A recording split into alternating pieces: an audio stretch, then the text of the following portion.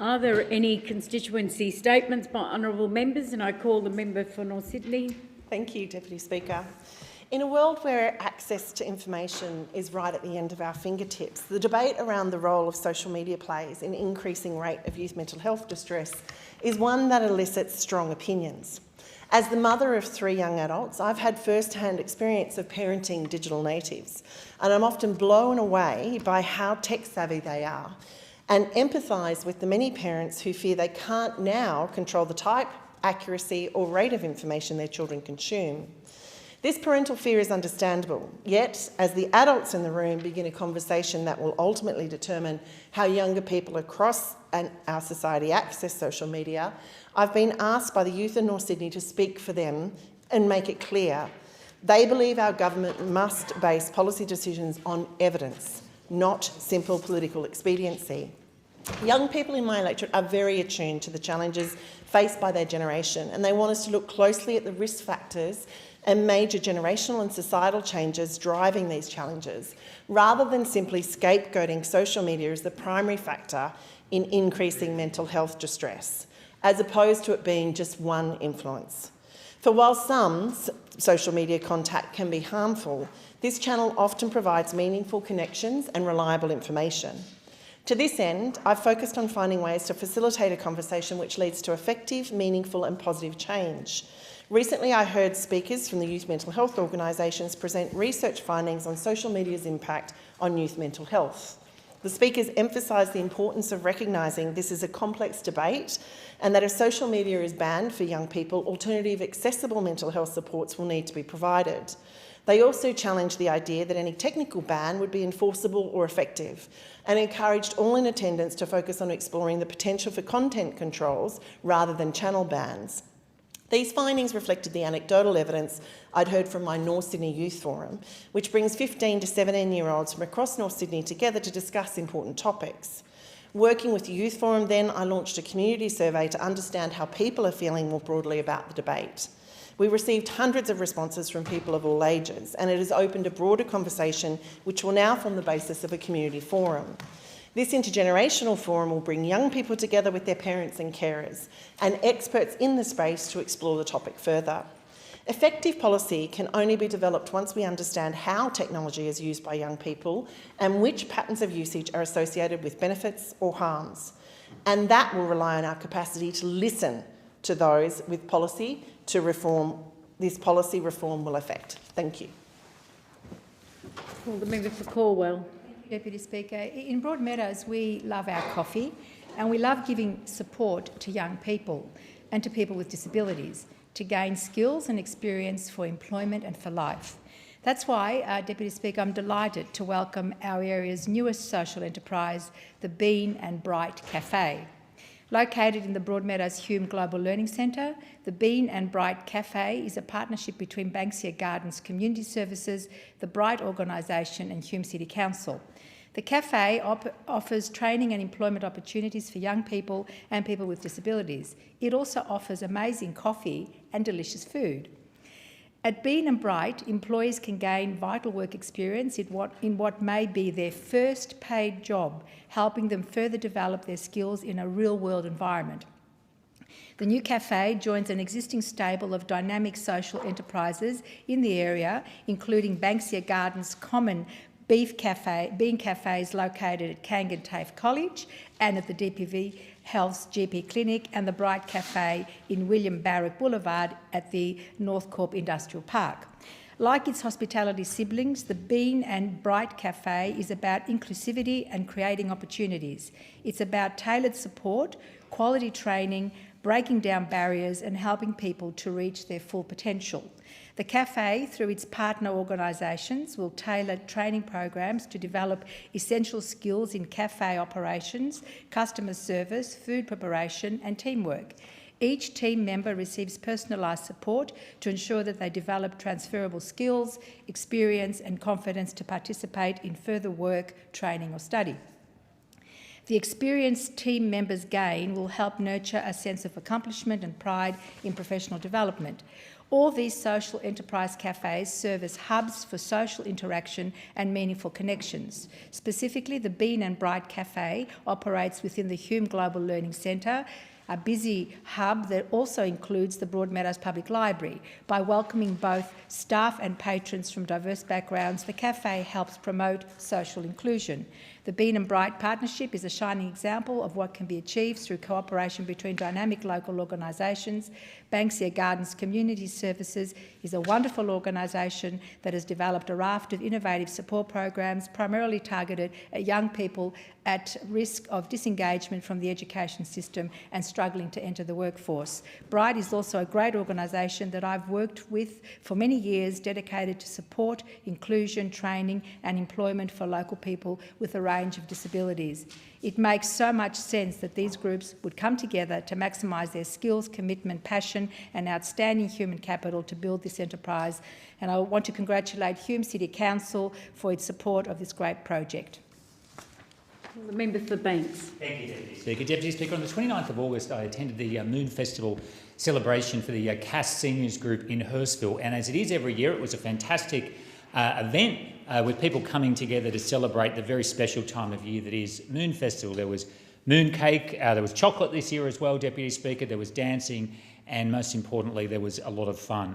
I want to thank Tika Lee, the Vice Chairperson of CAS, Teresa Chu, Director, Winnie Fung, the Director, and of course Ivan Wong, the General Manager, who does such an incredible job in managing so many aspects of CAS's activities. Now, CAS has existed for more than 40 years, Deputy Speaker, and helps literally thousands of people in our community every year, and congratulations to CAS on another great Moon Festival event.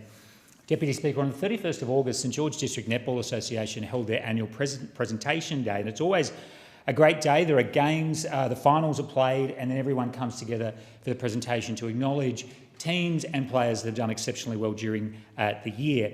Thank you to Marlise Edmonston, the Vice President and Acting President, who is really doing a lot of the heavy lifting at St George District Netball Association at the moment. She does a fantastic job, as does Lara Mina, the Secretary, who has been involved with the association for many, many years. It was great to see representatives from the Titans, from Oatley and from Kyle Bay all being represented and coming together at the Rockdale Courts for a terrific presentation day. Deputy Speaker, on the 24th of August, I attended the Roselands Raptors Medallion Day at Bennett Park. It was great to chat with Kylie Kegg, the President, Fiona Ross, the Registrar, and other members of the committee. Medallion Day is something that's run in the Canterbury Football Association, where all of the kids, in addition to if they get trophies from their own club, they also get a medallion from the association. It's something I haven't seen before, and I think it's a really good initiative of the Canterbury District Football Association. Kids came from all over Sydney for the Medallion Day events, and Bennett Park was seen to advantage. Thank you to Roselands Raptors for hosting me on the day, and congratulations on hosting what was a really large event with people from all over Sydney. Deputy Speaker, Lugano FC is an iconic football club in our local community, and its player numbers are at record levels. More than 800 people signed up this year, and on the 24th of August it was really terrific to attend their presentation day, to catch up with President Sue Dick, who has been involved with the club for literally decades, Secretary Michael Jarevsky, who has served in different executive capacities over the years, and many other members of the executive. We were presenting awards for the younger kids, and to see the excitement and enthusiasm on their faces reminds us of why community sport is fundamental to our community and why Lugano FC is such a great organisation. I call the Assistant Minister for Foreign Affairs. Well, thank you, Deputy Speaker. There are more mums in Point Cook in my electorate than in any other suburb in Australia.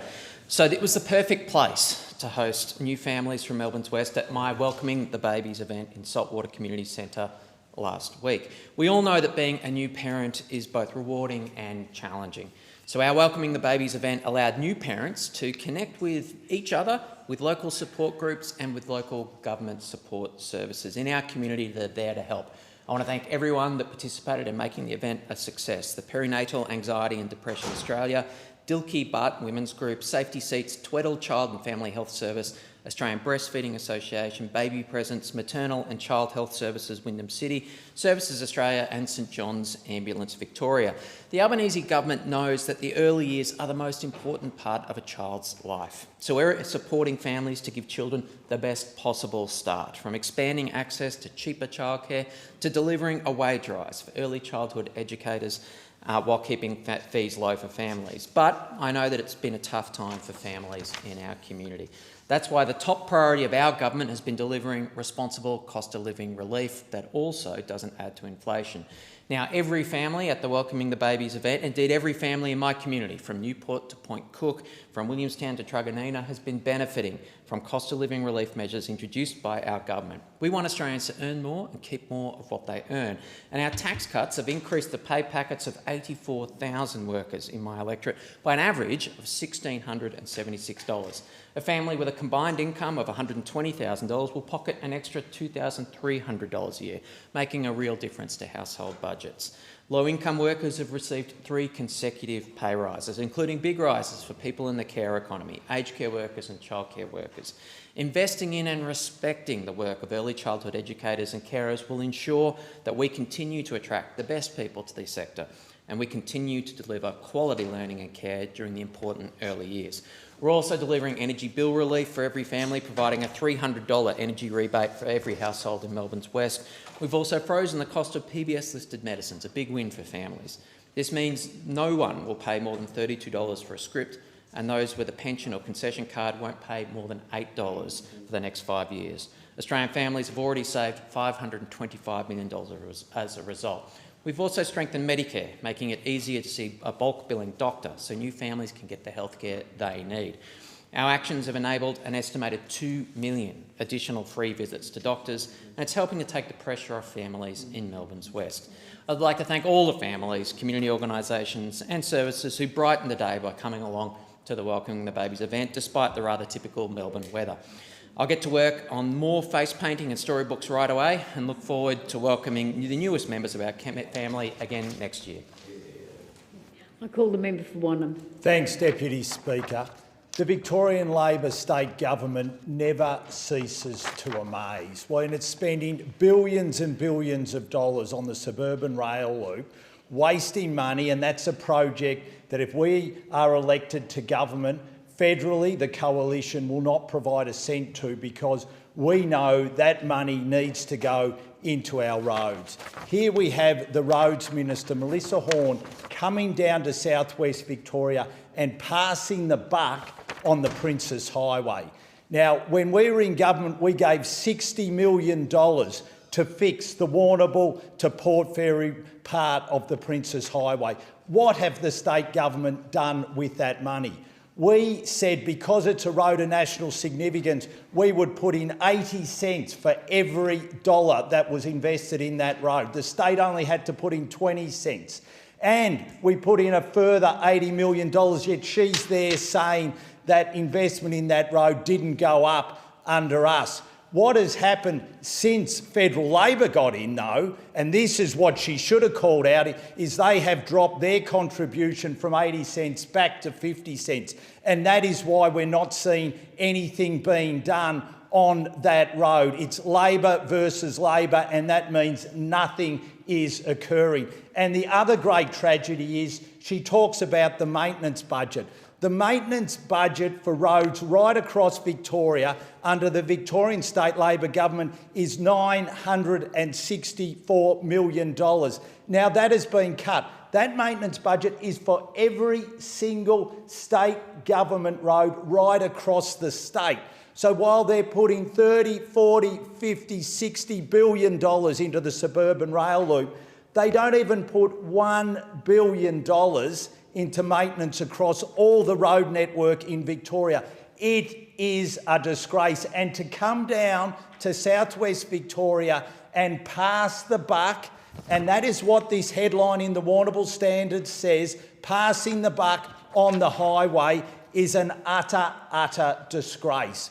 It's only a coalition government federally and at the state level that can invest in these roads, that can invest in the Princes Highway because we understand how important it is to the local community. It is obvious Labor, both federally and state, do not get that. And can I also say to the Minister, it's great that you were down at the Port Fairy Wharf, so you're able to see another investment from us, $1.4 million invested into that precinct by the coalition government. Would love to see you match that as well. The Minister for Aged Care and Sport. Thank you very much, Deputy Speaker. On Saturday, I was honoured to attend the Geebung RSL for a ceremonial day commemorating our defence veterans who served in Afghanistan, East Timor and Iraq. It was a moving service and I was pleased to see those in attendance paying tribute to those who've served our country in more recent years. I'd also like to take the opportunity to acknowledge the good work being done by the Geebung RSL sub-branch and broadly the RSL sub-branches in my electorate of Lilley, who are reaching out and engaging with younger defence veterans in our community in particular. There is thriving advocacy going on, particularly in Sandgate, and I congratulate on those responsible for that proactive and important work. I'd also like to take the opportunity to I am pleased that the Albanese government is supporting outreach like this through the Building Excellence in Support and Training Best Grants program. In my electorate of Lilley, the Sandgate RSL sub-branch has received $16,033 to support the work that they do with our Northside veterans through the BEST program. The funding ensures that this important work can continue. Deputy Speaker, festival season is in full swing in my electorate of Lilley, and our glorious spring weather ensured that local residents were out and about on the Brisbane's north side last weekend. Built on the site of an old pineapple farm in 1964, St Kevin's Primary School at Geebung celebrated their 60th birthday with their 1960s-inspired Spring Fling on Saturday. I was pleased to join the school and their 350 students and their families as they donned their mini dresses and their bell-bottom trousers to get into the spirit of this fundraiser, which sought to finance a new playground for the school. I was also happy to oblige when asked to bust out my best 1960s dance moves in a dance-off with the other politicians there. As Federal Sport Minister, it seems only fitting that I choose to do the swim. I will spare the chamber the reenactment. That footage already lives forever online. Next, it was off to the Brighton Bulldogs Football Club for their gala day. The club, which started with one under-12 team in 1966, fielded their first girls team back in the mid-70s. They've now grown to more than 50 teams in 2024. They're thriving. A special shout out to the Division 7 men who won the grand final, the Women's Div 2 and Women's Div 4 who finished the season as premiers on top of their respective tables. Finally, one of the highlights of the Northside Festival calendar, Nunda Festival, was again a roaring success with thousands in attendance. It is a beloved tradition in the community. The Nunda Festival draws visitors from all corners of Brisbane where families, friends and neighbours come together to celebrate the spirit and diversity of Nunda. It was a great day. I can't wait for the next one. And Deputy Speaking, with my time remaining, may I congratulate the Brisbane Lions on their thumping victory over the Carlton Blues on Saturday, and may they now go to Greater Western Sydney and wreak some sweet justice on behalf of the Broncos against Greater Western Sydney on the weekend. Good luck, boys. The member for Herbert. Thank you, Deputy Speaker. To all of the Australian Defence Force members, our veterans and your families, the freedoms that we enjoy today are on the back of hard-fought battles, wars and sacrifice that you have made. And today, the final report of the Royal Commission into Defence and Veteran Suicides has been handed down. To the families, the mothers, fathers, brothers, sisters, the children, the mates who have had to bury their friends, their loved ones, I say sorry. Sorry that you've had to endure such pain and your loved one has succumbed to their war within back here on home soil. This Royal Commission has shone a light into the most darkest corners of our defence, of the Veterans Affairs, into the community. And I think that the report today will make some significant highlights that the government, working with the coalition, we will work together to make sure that recommendations are implemented in a timely manner and that our most bravest aren't succumbing to their war within. Many veterans in Townsville Many veterans around the country, their families, still serving members, have contributed to this Royal Commission. Families which have had to relive the trauma of their loved ones who have died have contributed. And as we've heard from the commissioners, it is on the government to make sure that they read this Royal Commission report and act on the recommendations that they have made. And this morning, one of the commissioners said that there is nothing new in this report that we don't already know, that hasn't been done through other reports, but those other reports weren't acted upon. We will work closely with the families, the loved ones, defence members, our veterans and the government to make sure that these recommendations are implemented. And to all those families that may be living this trauma again, I want to say it's okay not to be okay, but it's not okay to suffer in silence. I'm sorry that you've had to endure this. I'm sorry you've had to bury your loved one. And it's a failure that I take responsibility for and that everyone that serves in Parliament should wear as well, that we've had to come to a place where we've had multiple reports and another Royal Commission. We need to act now. We shouldn't be burying our most bravest, those people who put on the uniform in service of this nation. We should work together to implement these recommendations to protect our people that protect us. Yeah.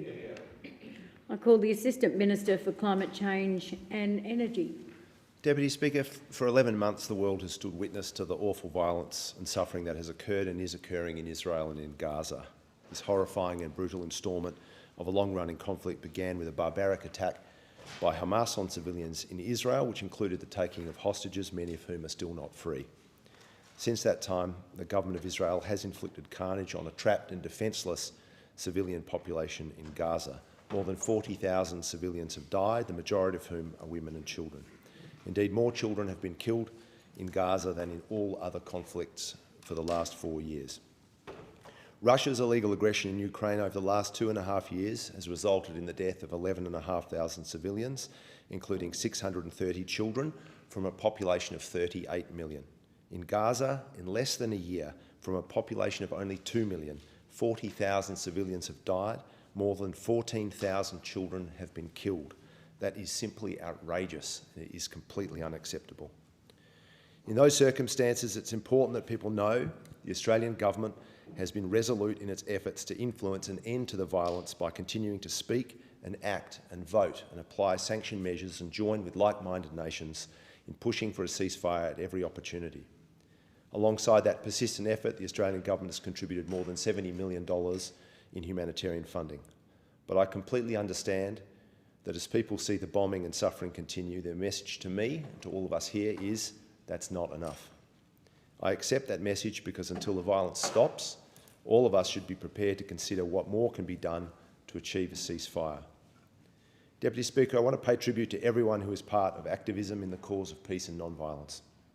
I'm grateful for the heartfelt commitment of the many groups and many more individuals who've reached out to me as part of that effort. The Perth Mums for Palestine and the Fremantle Palestine Group, Jews for Palestine and Doctors for Palestine and the Australian Palestine Advocacy Network, and more than 1,000 individuals. Deputy Speaker, activism in the cause of peace is vital and it's long been part of my life and long been a focus for my community. Activism as part of civil society engagement is an expression of our values as a democratic society, and we must remember that by its nature, activism will not be neat and tidy. Indeed, often it will be robust and noisy and provocative. You can't be an activist in the cause of peace and non-violence if your activism isn't undertaken in accordance with those values.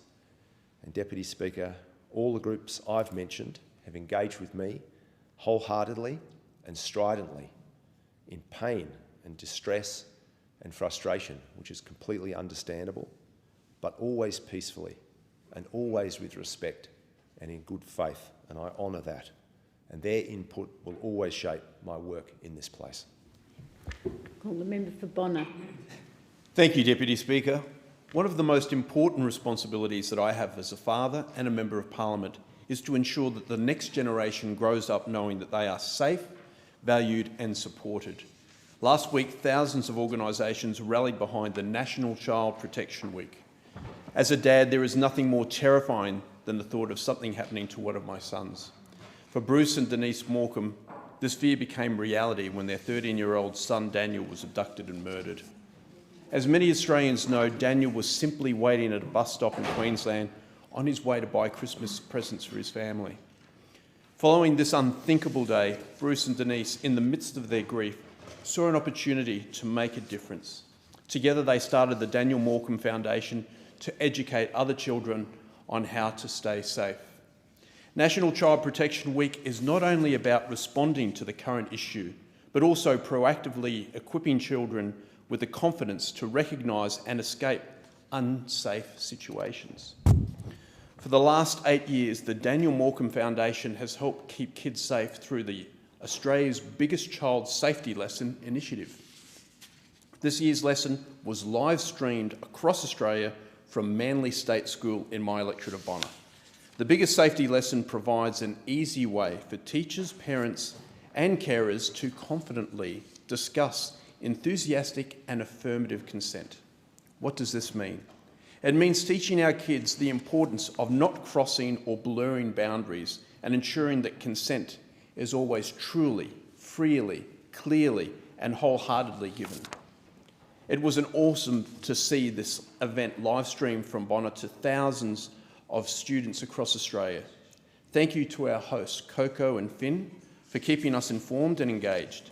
Remember, always ask for consent and wait for enthusiastic and affirmative confirmation. I'd also like to acknowledge David Crisafulli and the Queensland LNP opposition who yesterday, standing alongside Bruce and Denise, committed to establishing a public sex offender register. Named Daniel's Law, this register is a tangible step towards making our community safer. Lastly, thank you to Bruce and Denise for your continued advocacy and commitment to helping our kids stay safe. By teaching our young ones the skills needed to recognise, react and report unsafe situations, the Daniel Morecambe Foundation has not only become a powerful symbol of hope, but has undoubtedly saved lives. While nothing will bring Daniel back, Bruce and Denise have courageously turned a tragedy into a powerful platform to raise awareness and bring change. It was an honour to be part of last week's Australia's biggest child safety lesson, and I look forward to continuing to work with this driven team. Call the member for Macon. Madam Deputy Speaker. Yesterday I attended the 25th anniversary lunch of the Para-District sub-branch of the National Servicemen's Association SA branch. A sub-branch that I have been honoured to have been patron of since its inception in 1999. Between 1951 and 1972, some 287,000 young men were called up for compulsory training in the Australian Army, Air Force or Navy. Of them, more than 63,000 were conscripted into the regular army and over 19,500 served in Malaysia, Papua New Guinea, Borneo and in Vietnam. Of the 15,300 who served in Vietnam, sadly 210 lost their lives and another 2 were killed in active service in Borneo. As has been highlighted time and again, military service is life-changing for so many who serve. Today's reports about the Royal Commission into Veteran Suicide that reveal that there were more than 1,600 suicides of Defence veterans between 1997 and the year 2020 highlights that we must better support our veterans. The Veterans Entitlement Treatment and Support Simplification and Harmonisation Bill 2024, currently before our Parliament, is a welcome step that will simplify and harmonise the claims processing for veterans, which has been one of the real difficulties for them. As the years have passed, our nashos are ageing, and too many of them have indeed passed away. For many of them, their military service also took its toll on their well-being. All too often, their claims for support were rejected, and the claims processing had been very difficult and sometimes demoralising. But through their national servicemen's associations, they have often found the friendship, support and understanding that has helped them get through their own individual struggles. Madam Deputy Speaker, as someone who's been associated with them for the past 25 years, I've seen firsthand about many of those struggles, and I've watched them ageing, and some of them are still trying to pursue claims that they initiated years ago. But today, and having attended their 25th anniversary luncheon yesterday, where again I saw them come together and once again support each other, I say thank you to the Nashos who have served our country. Thank you for your service to our nation. Thank you in particular for supporting one another, particularly when each of them were going through some very difficult times in their lives. And thank you for the many friendships that I have personally made through my association with them. For me, it has been a privilege to have been associated with the Para District Sub-Branch for the past 25 years and to have been their patron. In accordance with Standing Order 193, the time for member constituency statements has concluded, and I call the clerk. Private members' business, notice number 1, motion relating to mining profits, moved by the member for Brisbane. And I call the member for Brisbane. Deputy Speaker, I move the motion relating to mining profits in the terms in which it appears on the notice paper. This country is run like an arm of the fossil fuel industry. When the fossil fuel industry says jump, the major parties ask how high. For decades, the fossil fuel industry and multinational mining corporations have taken this country for a ride. Their tax rates are among the lowest in the world, especially when compared with countries who have a similar economic makeup to Australia. Last year, Australia's oil and gas industry paid a tad over $17 billion in taxes. Now, that may sound like a lot of money, but let's compare that to Norway, another country that exports a lot of fossil fuels, namely oil and gas. Norway imposes a corporation tax of 22% on fossil fuel companies, but then a further 56% special tax on petroleum operations. This tax setup has been in place since 1996, and last year generated the country $127 billion in revenue. That is how we should be taxing the fossil fuel companies in this country. But instead, they are operating on a model of environmental destruction and then asking us to not even tax them fairly for the pleasure of doing it. So let's say we tax the fossil fuel industry fairly. Let's say the mining industry paid just a bit more than the 9% in royalties they've been paying in Queensland over the last 10 years, while at the same time they exported $634 billion of resources. Let's say we fix the tax system so that teachers aren't paying more in taxes than the oil and gas industry does, which is not a made-up statistic, as research from the Australia Institute has shown us that this is what is actually happening right now. Let's say we fix it. What could we do with that revenue? Well, we could dramatically improve people's lives and protect the climate. We could bring dental and mental health into Medicare, saving people hundreds, if not thousands of dollars in healthcare bills every single year. We could wipe all student debt and make university free once again, providing everyone in this country the chance to pursue higher education without fear of the cost or being left with tens of thousands of dollars in student debt. We could raise JobSeeker above the poverty line and move on a path towards making sure that no one in this country ever has to live in poverty. We could invest in renewable energy and the transition to a green economy so that Australia can live up to its potential as the powerhouse of the world with ample wind, solar, batteries, and new and emerging green technologies. We could be a world leader in tackling climate change instead of playing catch-up to the rest of the world as we always seem to do. We are robbing ourselves of countless economic and social opportunities because governments refuse to challenge the power of the fossil fuel industry. We cannot leave workers in the fossil fuel sector in the dust when this industry eventually ceases to exist, which it will. It is fundamental to a just transition to a renewable economy that workers in the fossil fuel sector are taken care of. We all have bills to pay, and these workers are no different. When we talk about a just transition, we need a job-for-job guarantee. A renewable economy still requires mining for critical minerals, and it is of fundamental importance that workers are centred in this transition. The climate crisis is caused by corporations, not by workers. But we are running out of time to tackle the climate crisis, and the longer we leave it, this means a large-scale, rapid transition is looming closer and closer. So we need a big plan that looks after workers and communities alike. Previous industry collapses like steel in Newcastle and car manufacturing in Geelong and Adelaide have given us important insights of what we should avoid. Without transition plans in place at the time corporations announce plant closures, only a third of workers are able to find full-time employment again. Another third can only find insecure work, while the final third remain permanently unemployed. We cannot leave communities to face this alone. So by making the fossil fuel industry finally pay their fair share of taxes, we can change this country immeasurably for the better. We can fund a just transition for workers, bring dental and mental health into Medicare, wipe student debt and lift countless people out of poverty.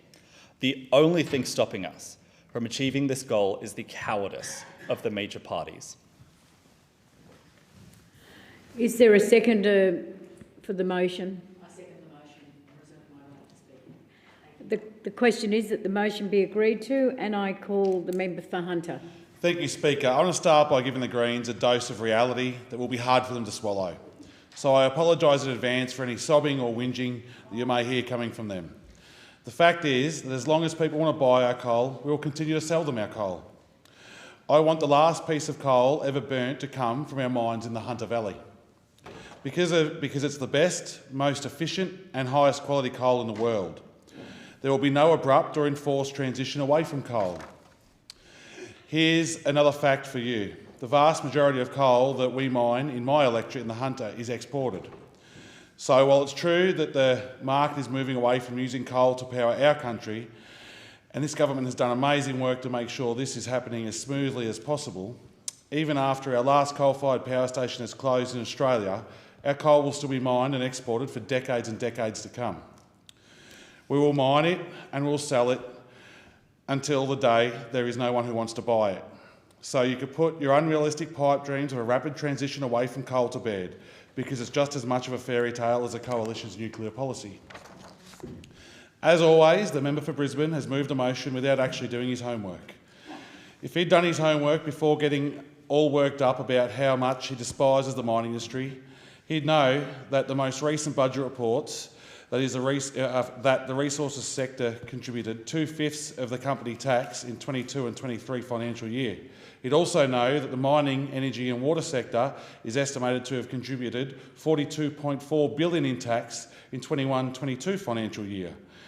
I think that he needs a reality check. Instead of demonising the mining industry, he needs to be opening his eyes and think about all the ways that we really do rely on the mining industry.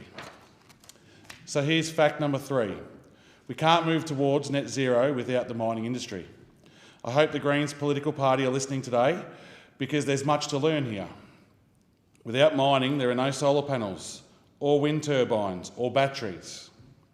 I'd like to see the member for Brisbane try and build a wind turbine without the traditional resources like iron. It's not just us that will be relying on mining our rich deposits of critical resources so that we can power our future. Countries around the world will be as well.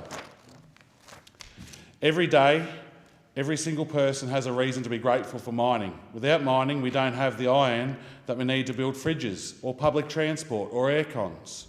We don't have the copper that we need for car brakes and plumbing. Without mining, there is no gold for circuit boards and TVs and mobile phones, and there's no aluminium for tinfoil hats or beer cans.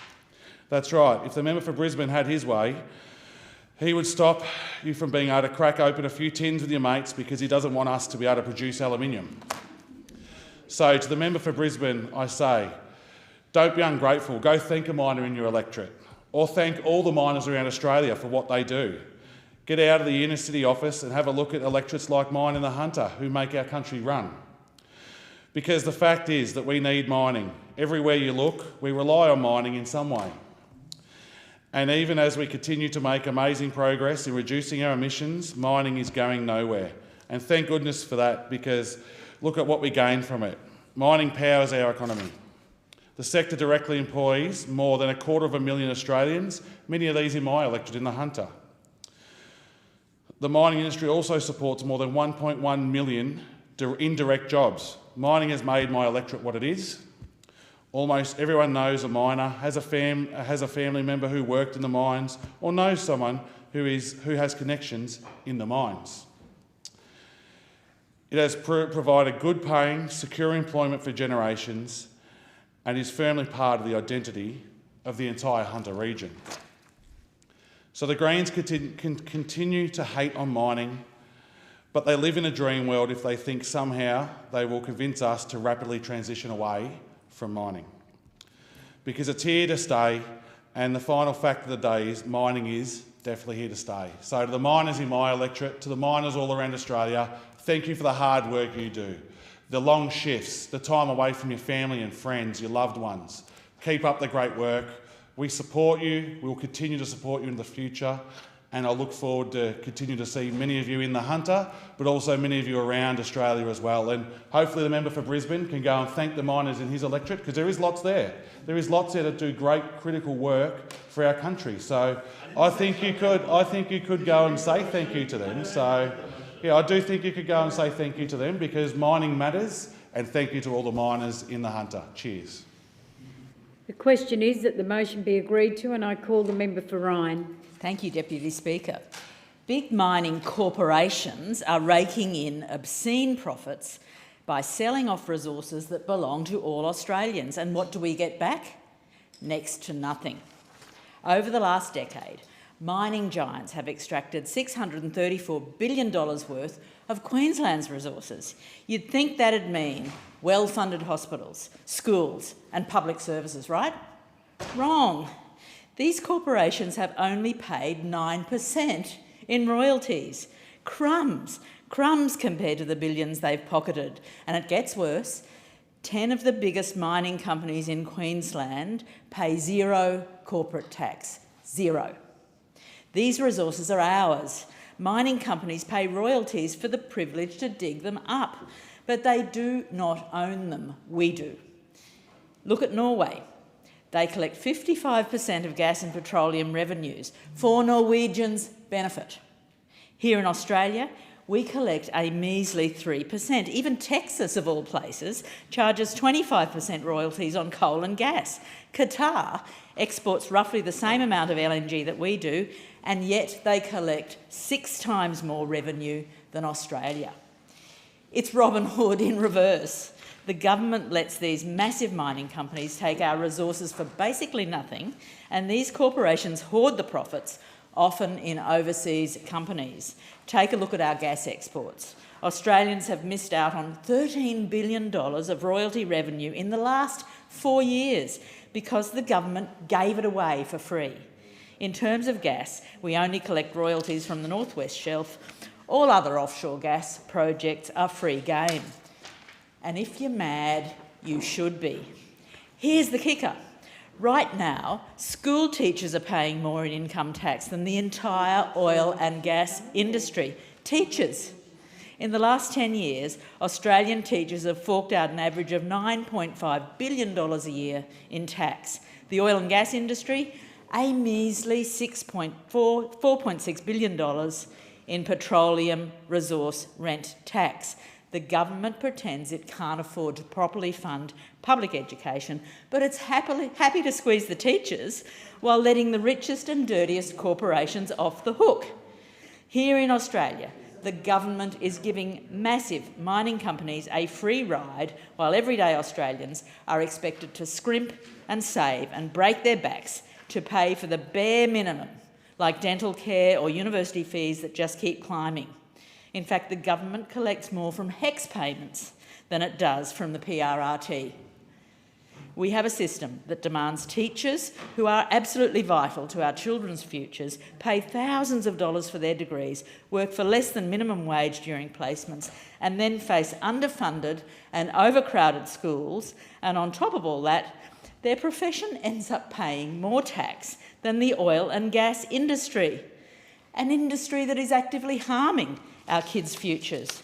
Make it make sense. Australians are subsidising the fossil fuel industry with their hard-earned tax dollars, and they're getting nothing in return. In the last year, governments across Australia have handed out $14.5 billion in subsidies to fossil fuel companies. That's the equivalent of almost $30,000 of our money every minute of every day. It's time these corporations paid their fair share. In Queensland, We can raise mining royalties to 35% across the board.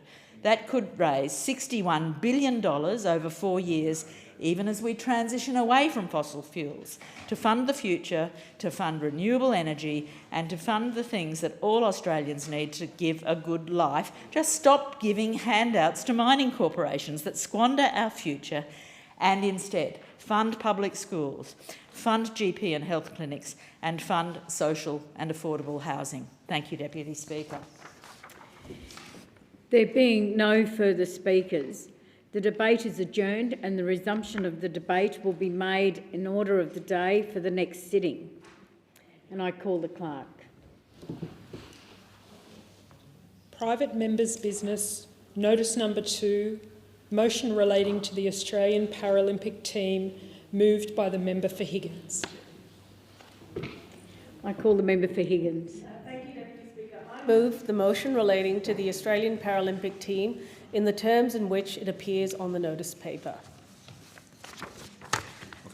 Deputy Speaker, over the past fortnight, we have watched in awe as Australians have competed to the highest level in the Paris Paralympic Games. 160 Australian Paralympians competed across 17 sports, 61 athletes making their debuts. Our Paralympians range in age from 15-year-old para-swimmer Holly Vaughan to 69-year-old Jimmy Huo in para-table tennis. Behind each athlete is a story of determination and resilience, of support and sacrifice by family and supporters, of triumphs and disappointments. Members of the Australian Paralympic team won 63 medals. They have shone and we heartily celebrate this excellence. I also want to recognise each individual's journey, medal winner or not, and the support provided by their coaches, families, supporters and sports administrators. In other words, all the people who have provided that scaffolding in their lives. Here are some of their stories. 4 women will represent Australia in para-equestrian events. Stella Barton from Melbourne was the second Australian to ever compete in Grade 1. Having ridden since the age of 7, Stella was ready to retire. However, in a sliding doors moment on her final farewell ride, internationally renowned coach Mary Longdon convinced Stella to team up with coach Sally Francis and chase national selection. At Versailles, Stella competed magnificently to finish 7th in the Grade 1 freestyle equestrian. Congratulations. Australia has a star-studded paracycling team, including South Australia's Meg Lemon. Meg was working as a clinical dietitian in rural communities when at age 25 she was hit by a car while riding her bike to work. The accident left her with a permanent brain injury and significantly weakened the right side of her body. During rehab, paracycling gave Meg a new sense of purpose and she won bronze at the Tokyo Paralympics. In the lead up to Paris, Meg re-sparked her passion in nutrition and has been working as a dietitian at the South Australian Sports Institute. In Paris, Meg won a silver medal. Co-captain of the Australian team, Queenslander Curtis McGrath, was serving as an Australian Army combat engineer in Afghanistan in 2012 when he stepped on an explosive device and lost his right leg above the knee and left leg below the knee, so he's a bilateral amputee. He vowed that when he recovered, he would represent his country at the Paralympic Games. By 2014, he was world champion and has become a multiple Paralympic gold medalist and a para-canoe legend. He added more gold in Paris. What a legend. We have large and successful para-athletics and swimming squads, and it has been exciting to see Australian Paralympians in sports as diverse as archery, rowing and judo. Not to mention our wheelchair, basketball, rugby gladiators, the rollers and the steelers. My particular congratulations to our Higgins Paralympians, swimmer Cole Pearce, who won silver, 1500 metre runner Reece Langdon, who won bronze, and triathlete Liam Toomey. Support from government and the AIS has also helped. The AIS has partnered with Paralympics Australia, national sporting organisations and the National Institute Network to focus on overcoming a range of barriers and building a sustainable future for parasport in Australia. The sector is united to ensure para-athletes are integrated into broader sports planning and that the system evolves to meet their needs. Strengthening the support offered to current para coaches and identifying and developing coaches of the future is another key focus for improvement. Medal winners at the Paris Paralympics will receive payments from the Australian government at parity with successful athletes in the Olympics, a welcome development indeed. Congratulations and thank you to all our Paralympians and all who support you. You have thrilled and inspired us over the last fortnight. Is there a seconder for the motion? I second the motion, reserve my right to speak. And I call the member for Cook. Thank you, Madam Deputy Speaker.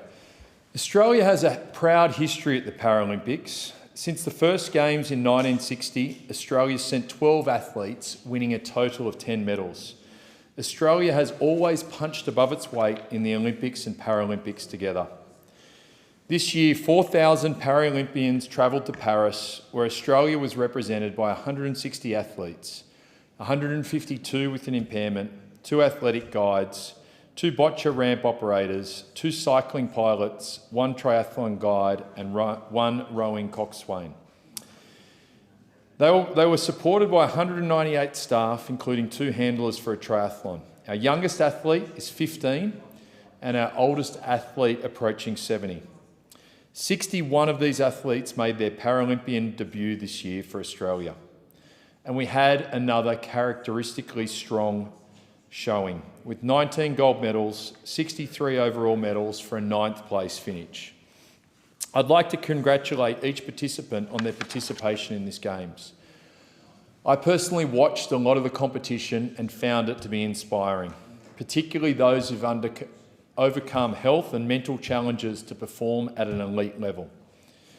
Opportunity for people to use sport to overcome differences and a great display of the power of sport to connect and grow people through competition was on display over these last couple of weeks.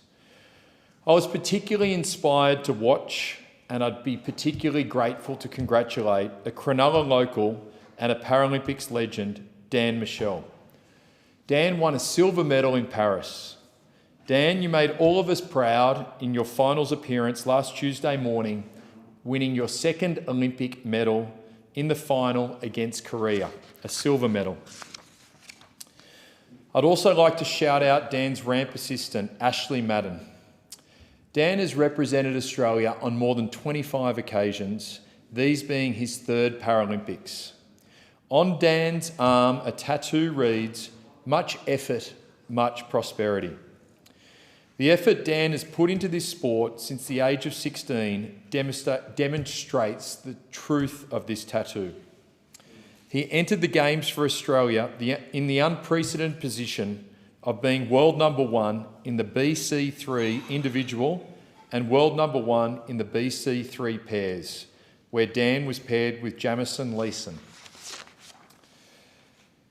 Dan claimed the first of Australia's individual medal in bocce in 25 years, securing the bronze in Tokyo, and then he has followed that up with a stunning performance to secure the silver for Australia in Paris. Also in the duo for bocce doubles, Dan and his partner Jamie go by the nickname Dan and Jam, and along with their ramp operators were awarded Team of the Year at the 2023 AIS Sport Performance Awards, the first Paralympic team to ever win this award. Dan, you've done exceptionally well and you'll make everybody in our electorate of Cook proud. I'd like to congratulate you on your most recent silver medal and being an inspiration to us all. You've shown us sports are a great way for people living with a disability to participate. 41% of Australians participate in sport at least once a week. This is in stark contrast to the Australians with a disability, where only 24% of Australians with a disability actually participate in sport weekly. Participation is important for physical, but also mental and social well-being for Australians, and we do not want to freeze out Australians living with a disability from these mental and social improvement opportunities. I encourage people to follow the example of Dan and those living with a disability to consider sport, consider what it can do for them physically, mentally and socially. And I think we need to look to the NDIS and other government support programs to help people with a disability improve their participation with sport so it starts approaching that of ordinary, average Australians. Role models like Dan and the other Paralympians are critical to further improving these participation rates. I welcome their leadership. Thank you, Madam Deputy Speaker. I call the member for Canberra. Thank you, Deputy Speaker. I rise today full of pride as an Australian to congratulate our amazing Paralympic team who have just competed at the 2024 Paris Paralympics. These remarkable athletes have once again shown the world the true spirit of determination, resilience and excellence that defines our nation. With the closing ceremony taking place overnight, marking the end to the Games, our Paralympians are returning home with 63 medals, including 18 gold, 17 silver and 28 bronze. But medal or no medal, all of our athletes wearing the green and gold have done our nation proud.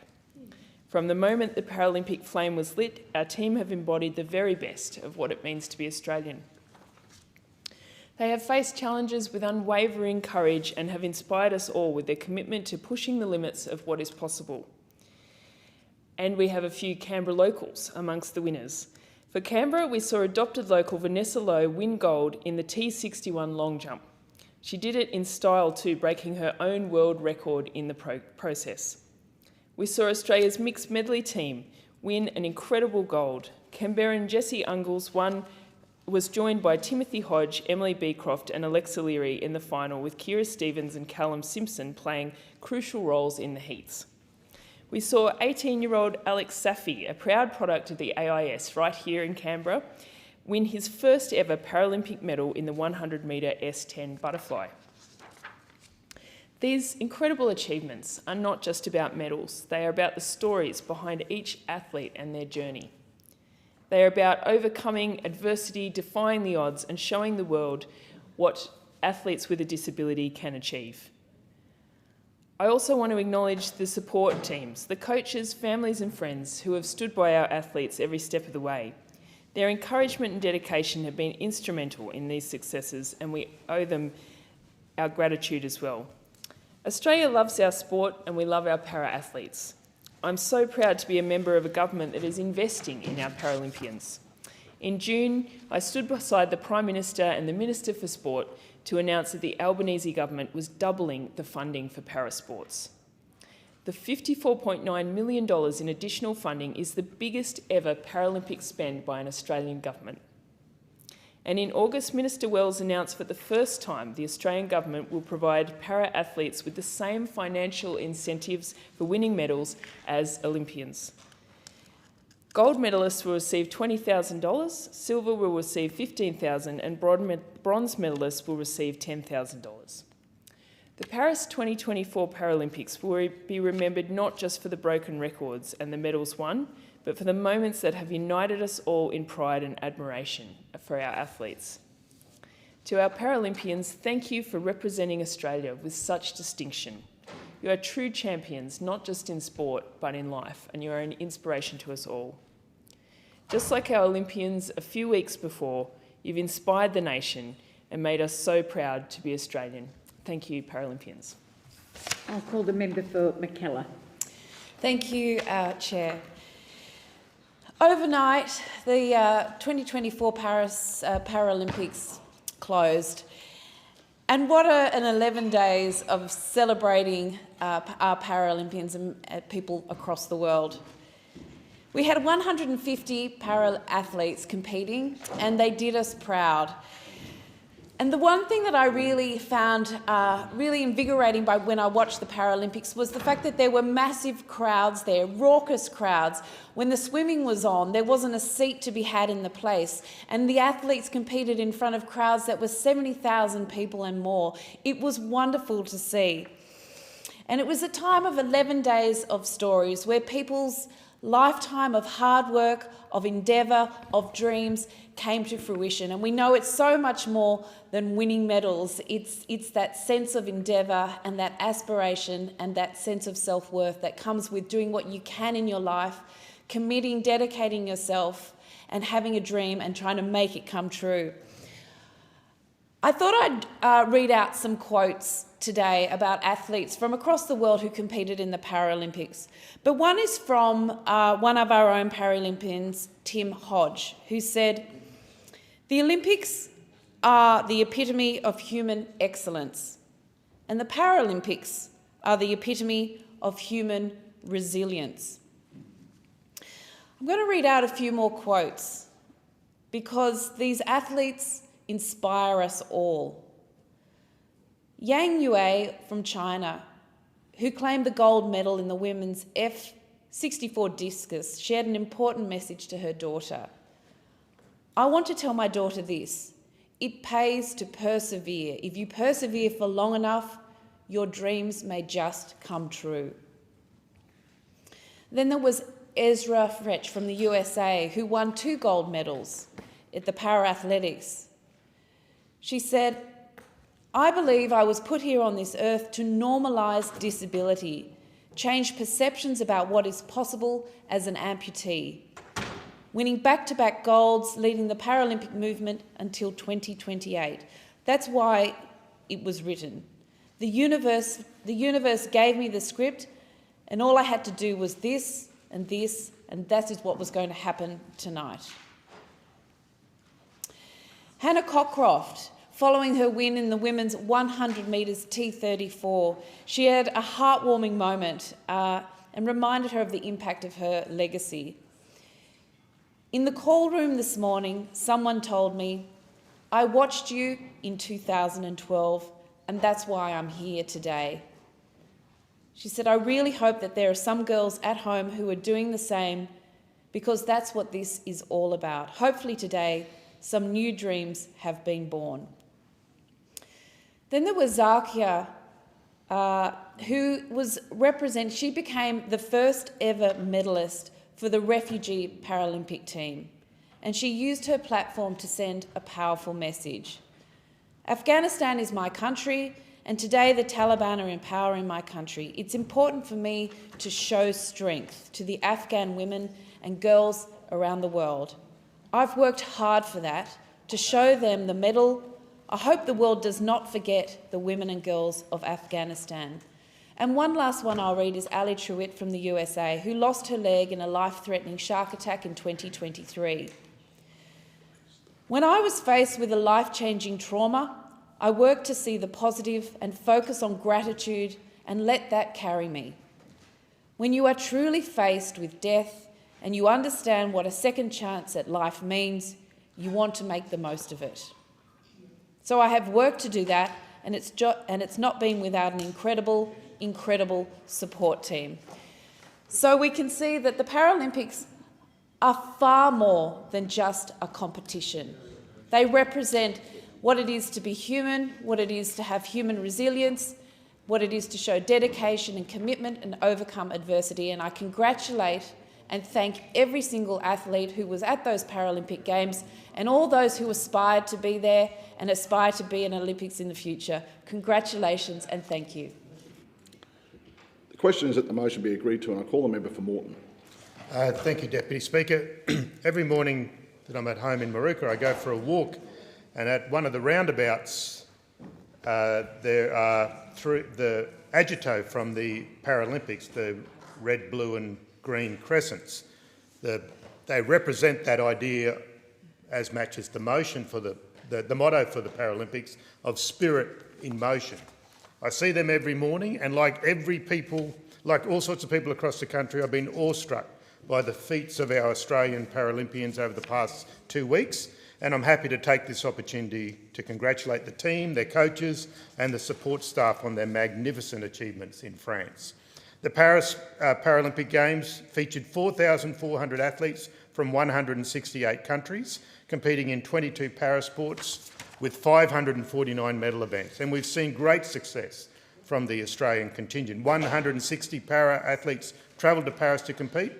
The performances have been extraordinary in the results: 18 gold medals, 17 silver medals and 28 bronze medals.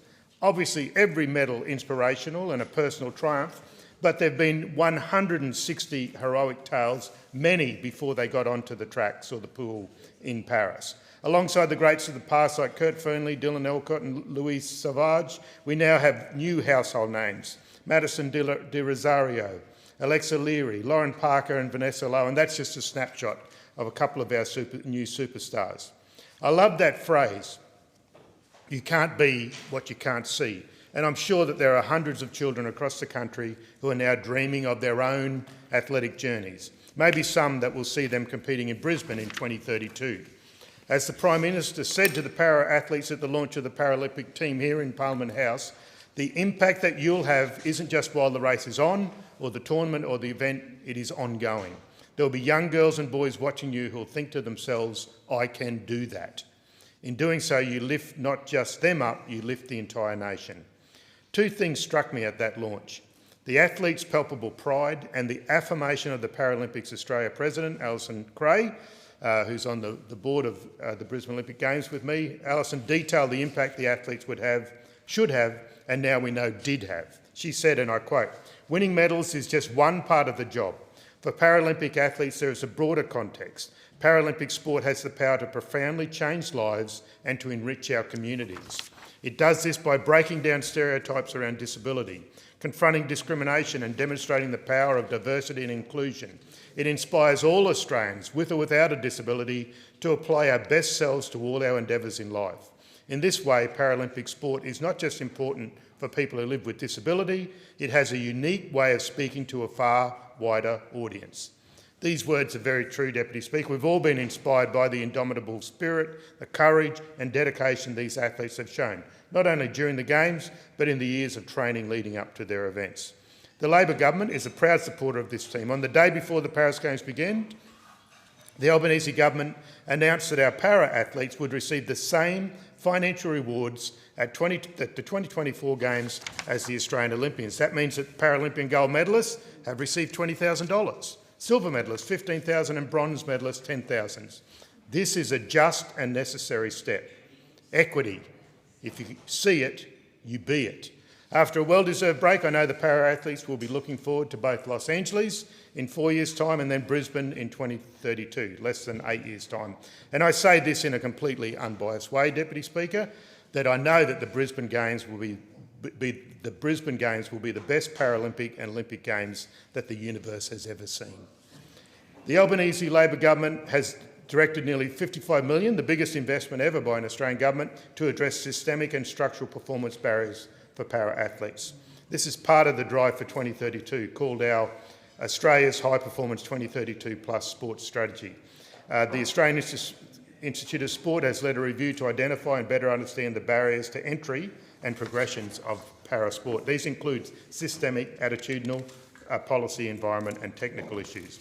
To combat these barriers, multi-sport para-hubs will be established in each state to provide enhanced pathways and support systems for athletes and coaches. The hubs will enable access to fit-for-purpose equipment to support athletes if they move to a different sport and crucially lead to a coordinated and connected national classification system. And I know that the University of Queensland is doing some great work there.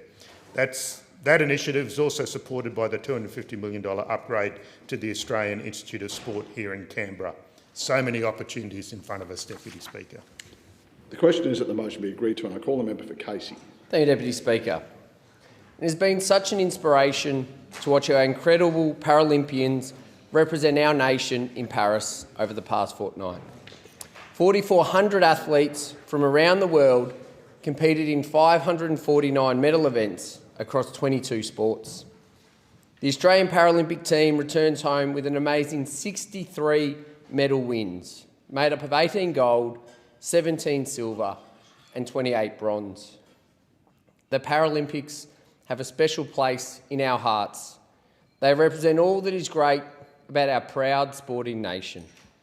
They remind us of the ability sport has to inspire, to motivate and bring out the best in all of us. And they show what is possible when you dream and dedicate yourself to a goal, despite the challenges you may face. The Casey electorate has been represented by Hillsville local Bridget Murphy, who is competing in the para dressage with her horse Macy. Bridget is part of an all-female equestrian team and made her Olympic debut in the Grade 2 category, something she has dreamed of since she began riding as a child. Bridget developed her riding skills with Yarra Valley Equestrian and Mount Evelyn Pony Club and was training at least twice a week with her coach Monica in the lead up to the Games. Seeing Bridget on our screens was a very proud moment for the Yarra Valley, with her whole team based in our community. They live in the Yarra Valley. Her horse Macy was bred in the Yarra Valley, and her coach is from Coldstream. And so important that we remember, and as we celebrate these athletes, that there is always a dedicated team behind them.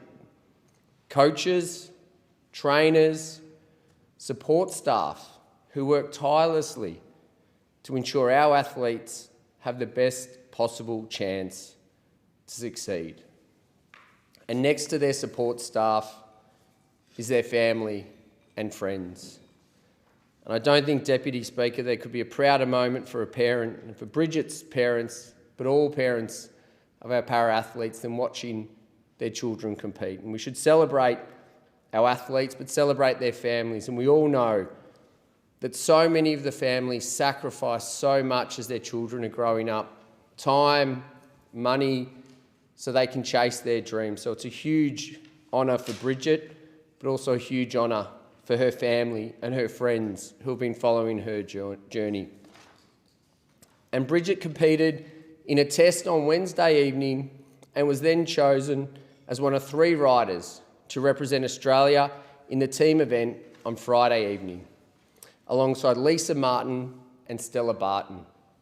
She completed her time at the Games in the individual freestyle event on Saturday evening. Congratulations, Bridget, on representing Australia and our Yarra Valley at the Paralympics. You earned your place through your dedication and talent, and you have made our nation so proud. And I'm so looking forward to catching up with you when you're back home on home soil. And congratulations to all our Australian Paralympic heroes.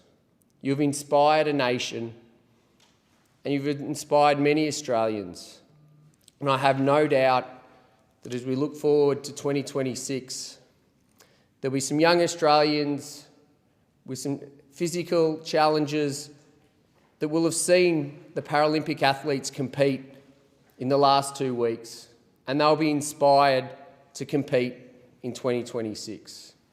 And they give hope to the next generation to compete at the Paralympics.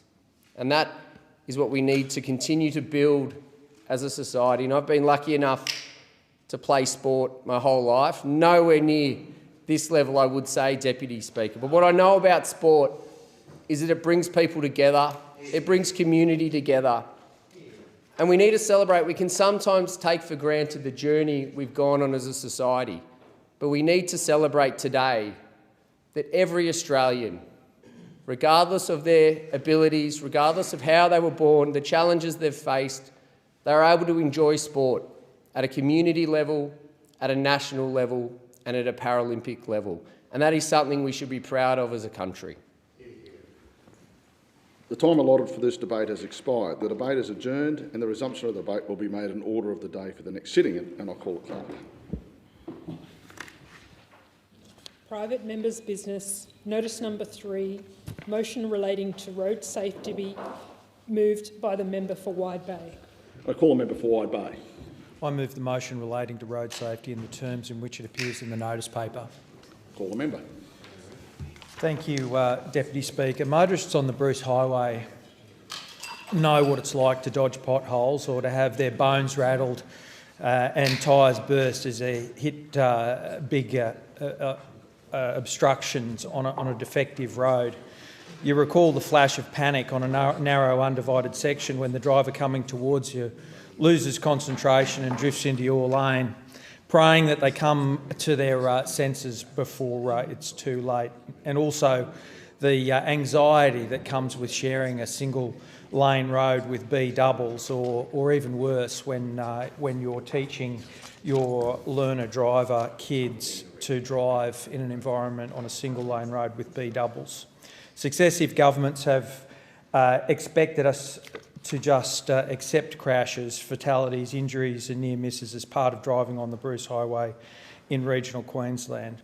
All motorists on the highway experience these things, and for too many, it can lead to the last thing they experience. In Wide Bay this year, there have been 14 fatalities on our section of the Bruce Highway between Gympie and Maryborough.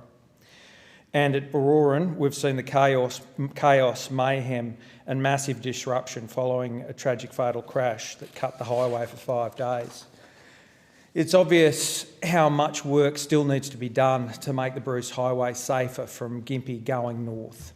But this work has become much harder by the Albanese Labor government's decision to cut funding to national highway projects from 80% to 50-50 with the states.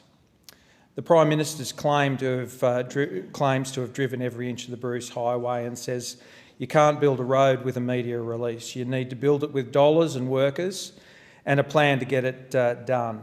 He's right, but only offering 50% of that cost will never get it done.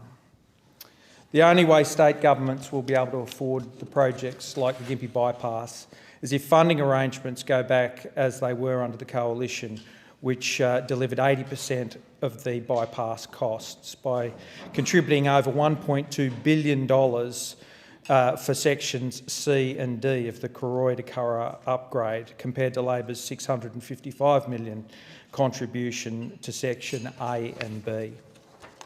It's important to note that when he was Federal Transport Minister, Prime Minister Albanese also funded section B because the then state Labor government had planned to flood 8 kilometres of the old Bruce Highway with its failed Traveston Crossing Dam. And then he only agreed to fund section A because the state LNP government wanted it done and offered 50% of the project's cost. The RACQ has found that 1,400 kilometres of the Bruce Highway between Gympie and Cairns is undivided, with large parts rated at 2 stars out of a 5-star safety rating, and that those travelling on the same stretch of highway are 5 times more likely to be killed than those driving between Sydney and Melbourne. This is truly appalling. The government must restore its 80% funding share and work with the Queensland Government to prioritise and fast-track projects to make the highway from Gympie to Cairns as safe as it is from Gympie to Melbourne. No one can afford the years of procrastination and delay that this government will cause with its funding cuts, which doesn't only increase risk but guarantees tragedy. I've personally seen what a difference that an upgraded world-class 4-lane divided highway makes.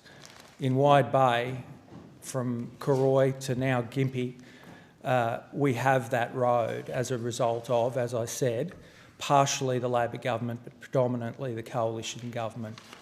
I worked as an accident investigator on the old highway. I saw what happens and dealt with it and delivered those terrible messages to the families of the people who were tragically killed on that road. This is a serious, serious matter. This is infrastructure that the government provides to the people of Queensland. This is infrastructure that's killing the people of Queensland. And we need to do better. Everyone needs to do better. State, federal, Labor, Coalition. We all need to do better. Is there a seconder for the motion? I second the motion, reserve my right to speak. The question is that the motion be agreed to, and I call the member for Moreton. Thank you, Deputy Speaker, and I thank the member for Wide Bay for bringing this motion forward. The National Highway in Queensland, better known to Queenslanders as the Bruce, is often in the news for all the wrong reasons. It's not uncommon to hear of the road being cut due to flooding or even a landslip during the Queensland summer or after a weather event. and lately there have been way too many headlines regarding devastating road accidents on the Bruce. These accidents are tragic, and I send my sincere condolences to the family and friends of the people who lost their lives or who were seriously harmed in these recent accidents. And a special shout out to the police and ambulance, the police like the member for Wide Bay in his former profession, and the ambulance, the AMBOs, the fireys and other workers who respond to such carnage. The Labor government stands behind our Vision Zero program, that is 0 deaths and 0 injuries due to road accidents by 2050. The Office of Road Safety coordinates federal, state, territory and local government efforts that work towards this goal. Vision Zero means, and I quote, creating a system where the system designers and operators, including engineers, planners, lawmakers, enforcement agencies, post-trauma crash care workers and others, share responsibility with road users for designing a road system that does not allow human error to have a serious or fatal outcome. There is no doubt this would be beneficial to the hundreds of thousands of drivers on the Bruce Highway. Deputy Speaker, my wife's from Cairns. I used to teach up near Cairns. I used to be a union organiser that covered Rockhampton up to Moranbah, so I've driven the Bruce way too many times. I know that the Bruce Highway will benefit from the Albanese government's investment of over $10 billion, directed towards safety improvements, including the $1.35 billion Bruce Highway Safety Package. That includes widening high priority sections of pavement for wide centreline treatment, installing barriers at high priority locations, installing safety barriers at high risk sites and implementing improvements to signage and lines. Reflecting the heavy usage of the road, there are also plans to increase the capacity of this important corridor, and I note that the Gympie bypass is about to open, I think, next week or the week after. I look forward to that as someone who's got a sister who lives in Gympie. The substantial investment in Bruce Highway improvements was continued in the last budget, an extra $467 million directed, including an additional $154 million for improvements along the Bruce Highway North Corridor. As a Queenslander, a member of the most decentralised state, we know that there's a focus on the safety of the Bruce Highway. As a result, the Minister for Infrastructure, Transport and Regional Development and Local Government has written to her Queensland counterpart to request the state government expedite these proposals to accelerate these crucial safety works. The Albanese Labor government has a proven record of commitment to road safety, and within that a focus on improving the safety of regional roads. We've doubled the Roads to Recovery funding from $500 million to $1 billion annually.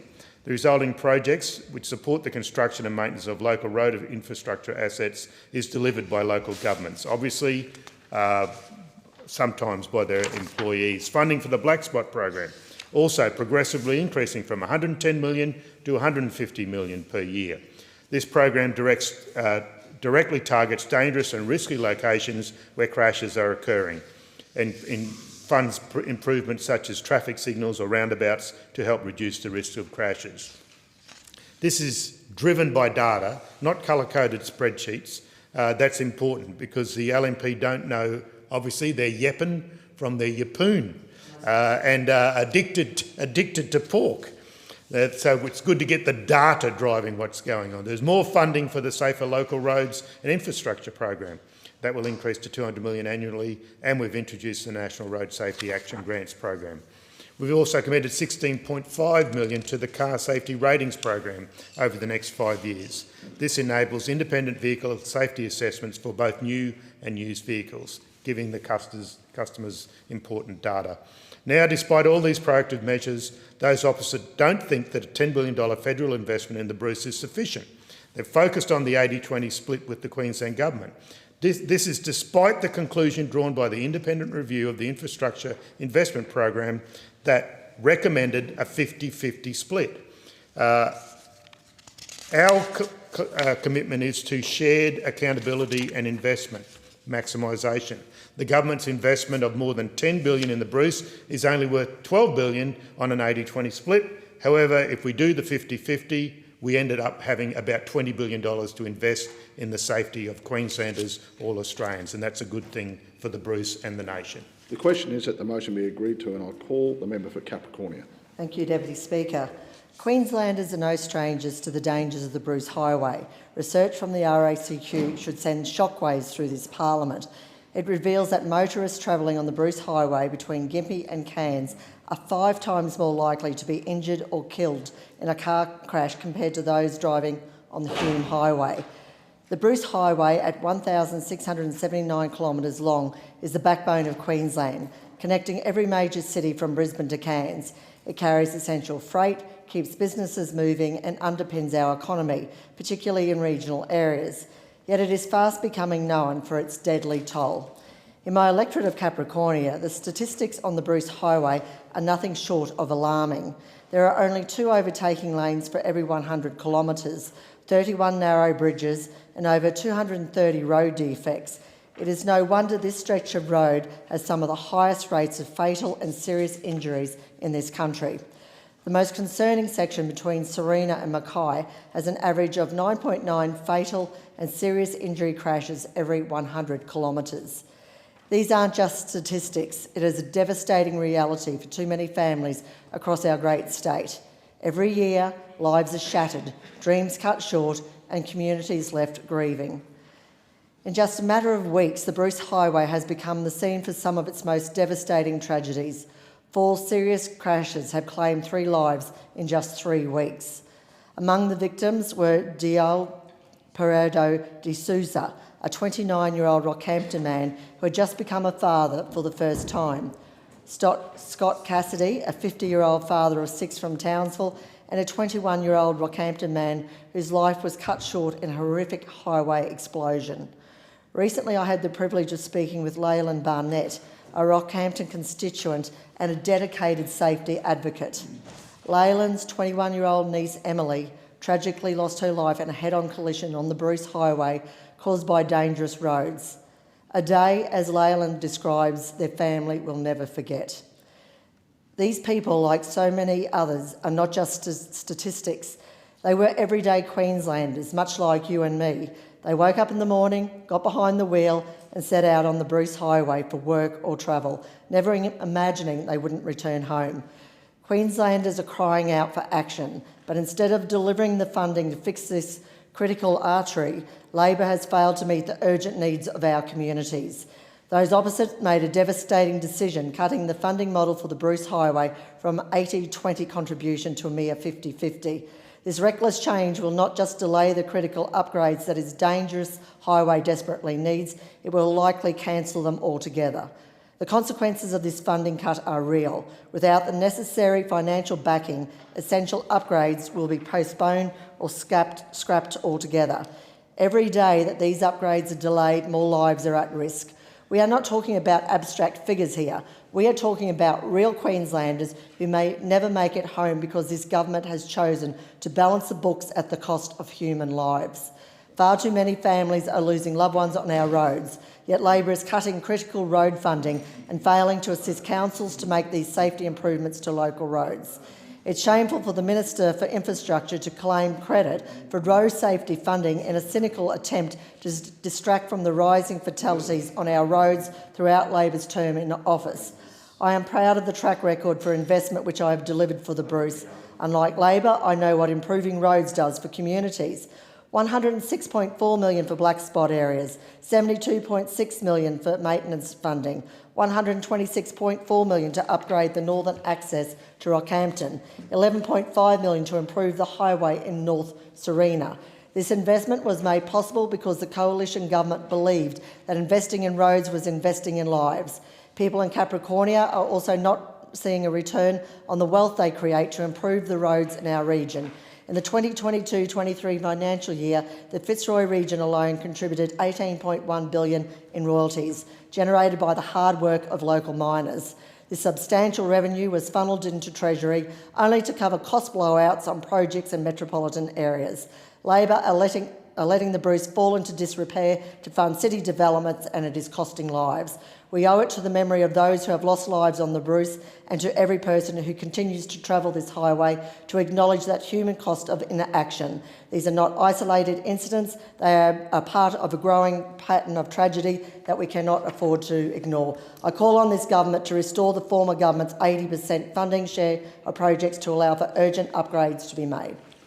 The question is that the motion be agreed to, and I call the member for Blair. I thank the member for Wide Bay for the motion. I note he says that there are responsibility and blame for successive governments. Concession he didn't make, by the way, in his motion. I acknowledge his background as a police officer and crash investigator and his long-standing interest and commitment to road safety. Accidents that occur on our national highway, the Bruce Highway, as the member for Moreton called it, the Bruce, as Queenslanders call it, in recent weeks they are tragedies, and our thoughts are with the families and the loved ones of those impacted and the Queensland Police and the emergency service personnel who attend these crashes. Every death on our road is one too many. However, the Queensland Department of Transport and Main Roads own safety data shows the Bruce Highway is getting safer as upgrades are completed, at the rate of fatality or serious crashes per kilometre travelled dropped from 14.7 to 11.2 recently. Now, we all want to see more and better road safety on the Bruce. It's absolutely vital for Queensland, and it'll take a collective effort of every level of government to reduce the road toll. I can assure the member for Wide Bay that the Albanese government is working closely with the Queensland government, and the Prime Minister has spoken with the Premier about this, and the Minister for Infrastructure, Catherine King, the member for Ballarat, has asked the Queensland government, Bart Millish, the responsible minister in Queensland, to bring forward projects, because the Queensland government needs to know and needs to step up in relation to safety projects and safety works. Future priorities are critical. So we need to hear from the Queensland government in relation to that. They need to be identifying which particular priority projects are there and to work with local government to get their support. Now, I'm chair of the Queensland Black Spot Consultative Panel, and I know road safety is a high priority for the Albanese government, and we're working to make improvements. We've invested a record amount of money on the Bruce Highway, with $10 billion for the highway as part of more than $20 billion contribution to infrastructure here in Queensland, including $1.35 billion for the Bruce Highway safety package. In the last budget, we invested $467 million in the Bruce Highway, including an additional $154 million for improvements along the northern corridor of the Bruce Highway. Builds on our record. During the previous federal Labor government, we boosted investment in the Bruce Highway to $7.6 billion in 6 years, compared to only $1.3 billion over the more than 11 years of the Howard government. Not only that, we accelerated projects on the highway. Just recently we finished the Karoi to Curra Bruce Highway upgrade in the member for Wide Bay's own electorate. This was something that was started under the Rudd government but left to languish for a long time under the coalition. We got it shovel ready, and then they wanted to down tools. To the member's credit, I'll give him credit, he convinced his coalition government colleagues at the time to speed up delivery of the project, and now it's finally been completed. The Albanese government takes road safety very seriously, and it's a top priority to improve regional roads. We back this in with a record amount of funding for black spots, $200 million for the new safer local roads and infrastructure program. We've doubled the Roads to Recovery funding from $500 million to $1 billion per year on top of the bilateral funding we're delivering. On top of this, in addition, we've created a new National Road Safety Action Grants program, providing grant funding to programs and initiatives that assist in delivering our commitment to Vision Zero. We're working with states and territories to develop a shared set of nationally consistent road safety data and recently finalised the Intergovernmental Road Safety Data Sharing Agreement. Now, the motion calls on the government to restore the former government's 80% funding share of projects for the Bruce Highway. What really is beggars belief here is that we're not actually reducing funding. We're just calling on the states and territories to increase their share of funding. And that's consistent with last year's independent review of the infrastructure investment program. So it's a bit disingenuous of those opposite to claim we're reducing funding, particularly as they had an appalling record on infrastructure delivery, more press releases rather than roads getting rolled out. In addition to that, we've more than 6 times the funding of the previous Howard government on the Bruce Highway. So returning to a 50-50 funding split was recommended last year by the review, and it's important. Let me give you an illustration of that in my own electorate. If we had adopted the 80-20 model, when it came to the Warrego Highway, in the alternative and upgrade to the Mount Crosby interchange on the Warrego Highway in Ipswich, Instead of getting $138.5 million from the Queensland government, we only would have got $35 million. The question is that this motion be agreed to, and I call a member for Dawson. Thank you, Deputy Speaker. I rise today as a matter of urgency to support the member for Wide Bay's motion. The Bruce Highway is the lifeline for countless individuals and families across my electorate of Dawson. This vital artery is more than just a road. It connects us to our jobs, our schools and our loved ones. And that's how our farmers deliver fresh fruit to our tables, how truck drivers keep our economy moving, and how miners contribute to our shared prosperity. Yet while the Bruce Highway serves as a crucial conduit for our livelihoods, it is simultaneously the site of horrific and avoidable tragedy. And the statistics speak for themselves. Analysts from the Australian Road Assessment Program, conducted by the Royal Automobile Club of Queensland, have revealed a chilling truth. Motorists travelling on the Bruce Highway are 5 times more likely to be injured or killed in a crash than those driving between Sydney and Melbourne. 5 times more likely to be injured or killed just for living in regional Australia instead of a capital city. This is an alarming disparity that cannot continue to be ignored by those on the other side of the House. The section of the Bruce that runs through Dawson, from Mackay all the way up to Townsville, has been identified as the most dangerous section of the highway. Out of a 5-star rating system, more than half of this section of road has a safety rating of 2 stars or less. Just over a month ago, I launched a petition to back our Bruce. Now, with over 1,000 signatures and testimonials from people who have experienced the devastation of the Bruce firsthand. That's 1,000 signatures, and they are still flooding in. 1,000 stories, 1,000 more reasons why we have to act now to fix our Bruce Highway. Is 1,000 Australians' lives not enough for the Albanese Labor government to care? One story submitted by Julie from Home Hill said, "The roads are narrow with nowhere to pull off. The large trucks tailgate and terrorise car drivers. We drive from Home Hill to Townsville weekly." Order. A division has been called for in the House. Proceedings are suspended to enable honourable members to attend the division. The proceedings will resume when the Chair of the Federation Chamber is resumed at the conclusion of the division or subsequent divisions.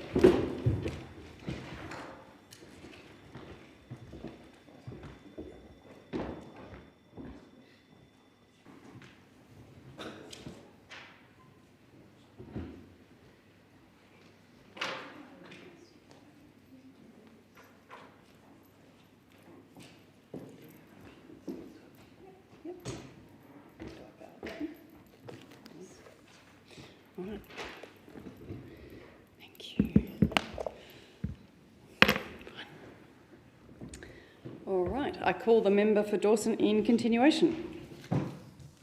Thank you, Deputy Speaker. One story submitted by Julie from Home Hill said, "The roads are narrow with nowhere to pull off. The large trucks tailgate and terrorise the car drivers. We drive from Home Hill to Townsville weekly for my daughter to play hockey. My daughter to play volleyball. The number of near misses from trucks overtaking is insane.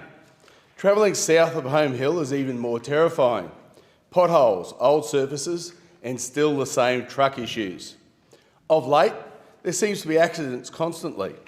This crucial part of the highway must be fixed." Another, by Jenna from Alligator Creek, shows how scary and dangerous our Bruce is, saying, "My husband, myself and our 2 children were almost in a head-on collision near the crematorium south of Townsville one afternoon. Every single afternoon when returning home on the Allendale Drive, Bruce Highway intersection, I hold my breath with how dangerous and scary it is. We sit in the middle of a skinny intersection which is in a 100km/h zone, feeling the cars and semi-trailers zoom past. Our kids know to remain silent, so at this point I can have my full attention on the intersection. Can you believe that, Deputy Speaker? asking your children not to talk because of the state of the highway?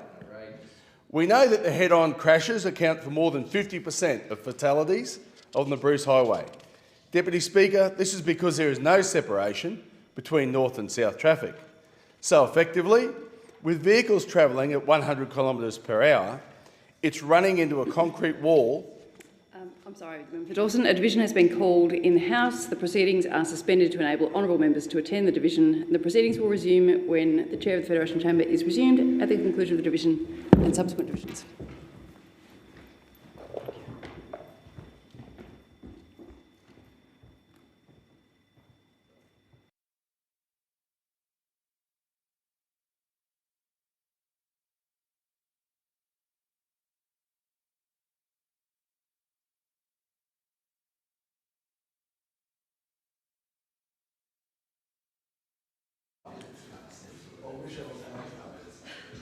I thank you, members. I call the member for Dawson in continuation.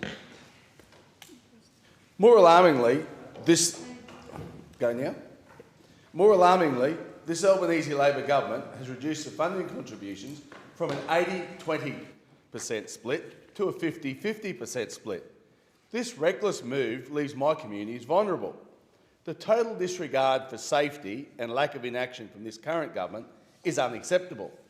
I'm calling on the Labor government to restore the 80% funding contribution, and I call on this current government to fast-track these crucial upgrades to make our highways safe now.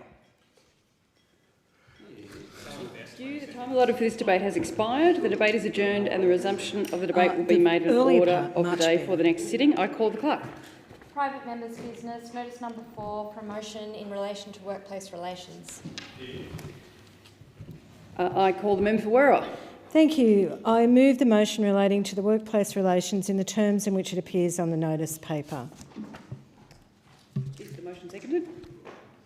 Yes. I call the member for Werriwa. Thank you. In his first letter to Timothy, St Paul notes the following: "For the Scripture says, you shall not muzzle an ox when it treads out the grain, and the labourer deserves his wages." Both aspects of this verse are true, but I'm less concerned with the speech about the oxen as I am about labourers and their workers. Now, in fairness, St Paul was probably referring to those who work for the gospel, but the principle still applies. That is, that workers who are owed their wage, they deserve them and they've worked hard for them. They're not a gift from the boss, although the unconscionable number of wage theft cases may have you think otherwise. Australians are working harder than ever before. One example is technology, which on one hand has brought so many advantages, but also has made us more connected to work than ever before. The government's right to disconnect laws recognise this and are... A division has been called for in the House. The proceedings are suspended to enable honourable members to attend the division. Proceedings will resume when the Chair of the Federation Chamber is resumed at the conclusion of the division or subsequent divisions.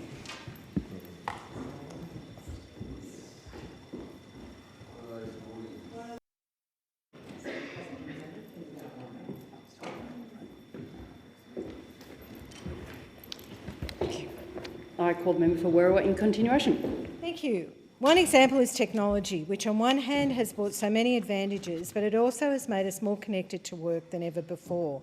The government's right to disconnect laws recognise this and are one way to help workers from undue expectations and pressures after work.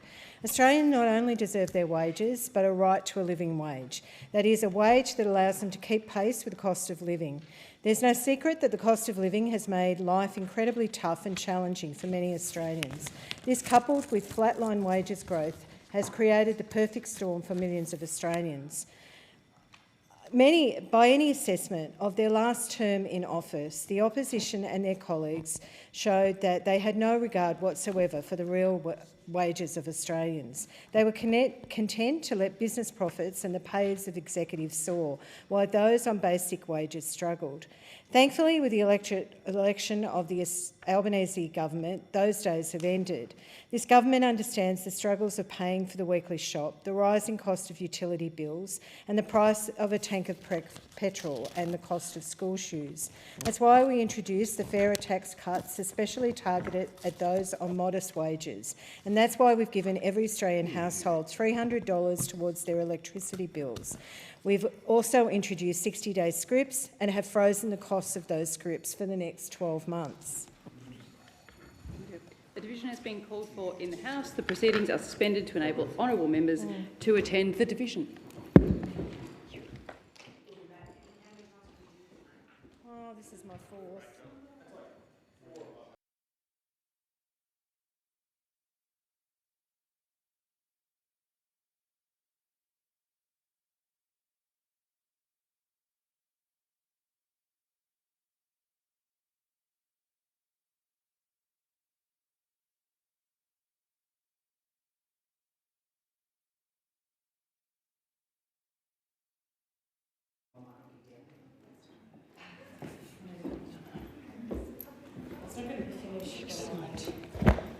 I call the member for Werriwa in continuation. Thank you. But we have actually done further than this, delivering real wages growth for working Australians.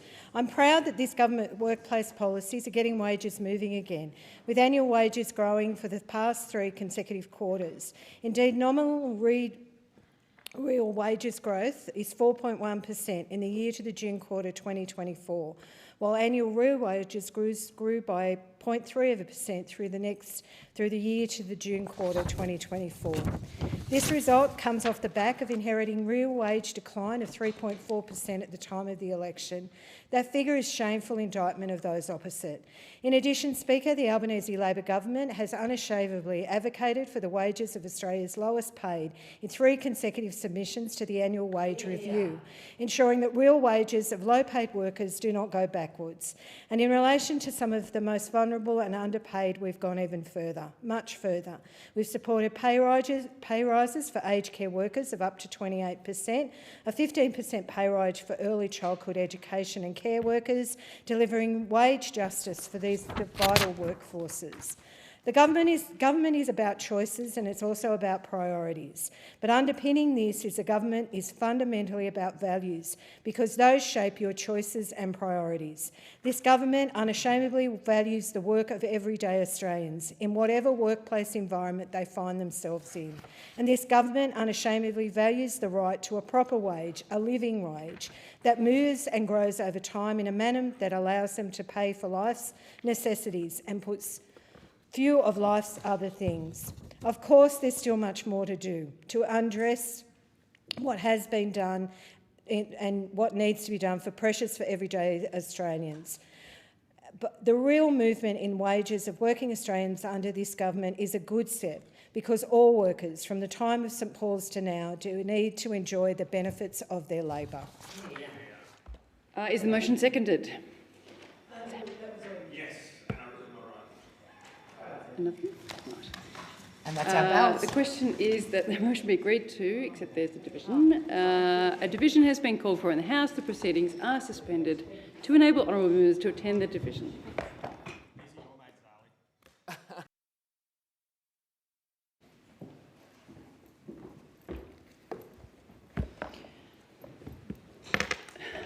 The question is that the motion be agreed to. I call the member for Casey. Thank you, Deputy Speaker. Well, it must be Monday in Parliament, because we've got another motion from the government patting themselves on the back, telling the Australian people how lucky they are and how they've never had it better. Every week I get to stand up and have the opportunity to actually share what's happening with the challenges of the community.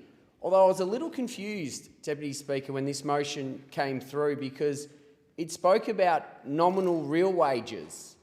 And I'd spent a bit of time in business, did a degree, know a little bit about economics.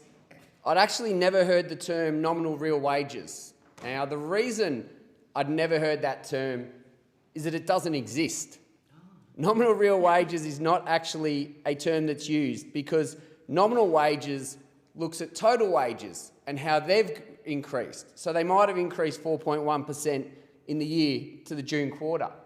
But real wages looks at your nominal wages, includes inflation, and then works out on those statistics, are you going forward, are you going backwards?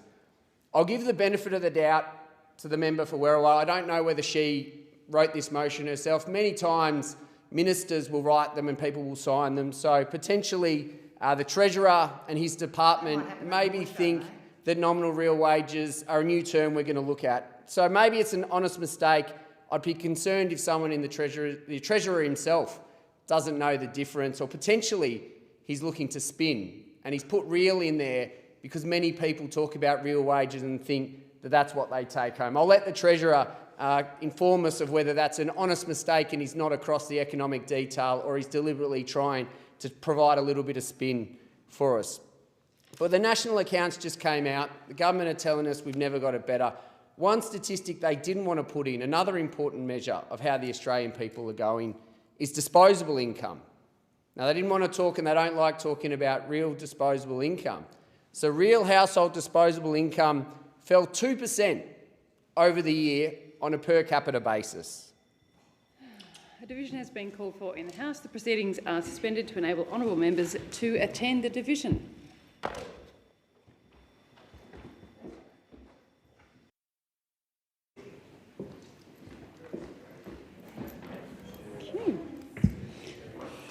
I call the member for Casey in continuation. And from March 2022 to June 2024, real disposable income fell 8.7% on a per capita basis. And that per capita basis is crucial because that is what everyone is feeling in the community of Casey and all across the country. That's the actual number of what they're feeling. The real wages, while important, obviously migration and other factors show that at a macro level, but at that micro level, households are struggling, and they know that. They know that because everything is going up. Health, up 11% since the election. Education, up 11%. Food, up 12%. Electricity, up 14%, even after the rebates. Housing, up 15%. Rents, up 16%. Financial and insurance costs, up 17%. Gas, up 33%. Yet the government, the Treasurer, the Prime Minister pat themselves on the back and tell us that we've never had it better. And as we go through this motion... A division has been called in the House. The proceedings are suspended to enable honourable members to attend the division.